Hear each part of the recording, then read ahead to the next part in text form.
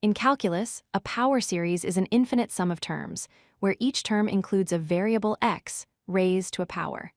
Think of it as a polynomial that goes on forever.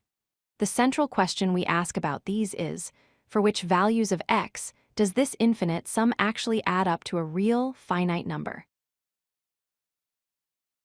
When we plug a value for x into our power series, one of two things can happen. The sum can converge, meaning it gets closer and closer to a specific, finite value as we add more terms.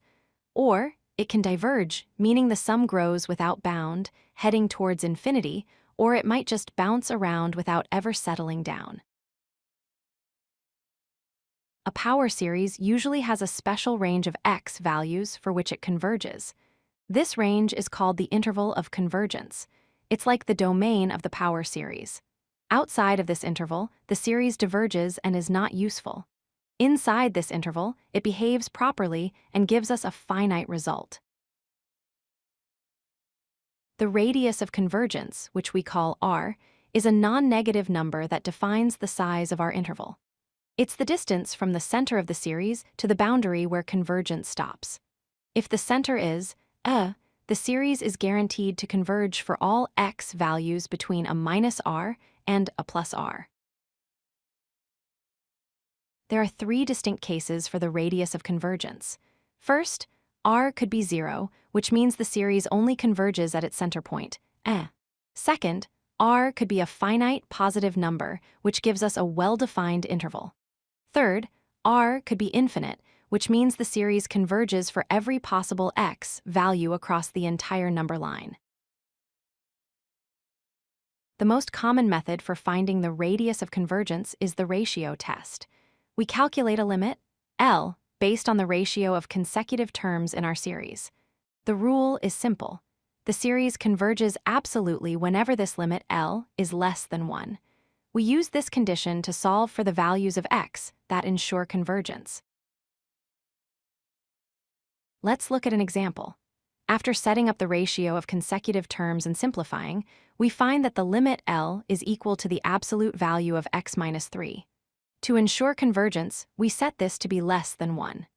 This inequality, the absolute value of x minus 3, is less than 1, tells us directly that the radius of convergence, r, is equal to 1. Now consider a series with factorials. When we apply the ratio test, we find that the limit L involves a term, n plus 1, which goes to infinity as n increases. The only way for this expression to be less than 1 is if x itself is exactly 0. Because the series only converges at its center, the radius of convergence is 0. What if the factorial is in the denominator? When we perform the ratio test this time, our limit calculation results in the expression being multiplied by 0.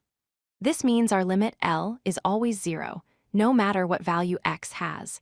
Since 0 is always less than 1, the series converges for all x. Therefore, the radius of convergence is infinite.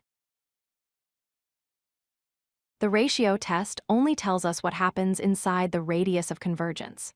It fails at the exact boundary points, where the limit is equal to 1. To find the complete interval of convergence, we have to manually substitute the endpoint values back into the series and use a different test, like the p-series test or alternating series test, to determine if they converge or diverge. So here is the complete process. First, apply the ratio test to the power series. Second, use the result to find the radius of convergence, r. Third, and this is a crucial step, test the two endpoints of the interval. Finally, combine this information to state the full interval of convergence, being careful to use parentheses for endpoints that diverge and square brackets for endpoints that converge. If you like this video, hit that like button and don't forget to subscribe. Visit codelucky.com for more such useful content.